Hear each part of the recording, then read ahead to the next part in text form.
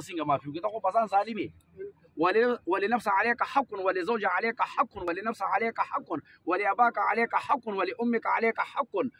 ولأختك عليك حق. طبعا د پلار حق دی و ظالم انت ومال لابيك الا زجر. طبعا د پلار حق دی. پلار د سپینګیره تا ته بناستي مور د سپین سره تا ته بناستي. ما شروع د دې ځنه کړو چې رضا رب الله یادی پیغمبر علیه السلام یادی چې د الله رضا د پلار پر رضا کې ده وسخط الرب فی سخط والده او د الله ناراضگی د پلار په ناراضگی کې ده. نو تا ته پلار ناسته مور د تناسره خور د تناسره رور د تا تناسه تا پورې س د غي س امیدونه تړلې دي او ته چې کم دین وا شک دړې ته چې کم دین په دې وسنې جن کې فیسبوک باندې اګاړې مونږ ته ټینګي ډډه مو ته شواله مخ کیږي اشک دړې په فیسبوک باندې مینه او 10 ځان دی وشتو ځواني دی خور سره خورې کا او لاوي ما ته معفو کا. دا زمونږ نیو جنریشنز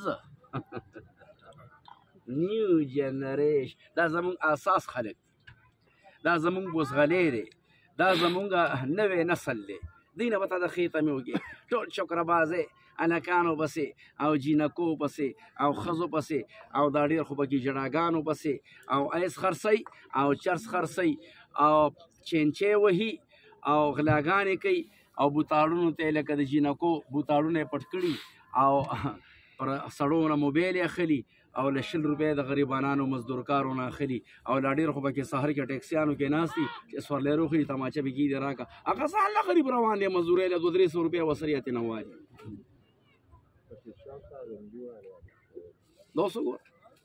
نو سوچ کوه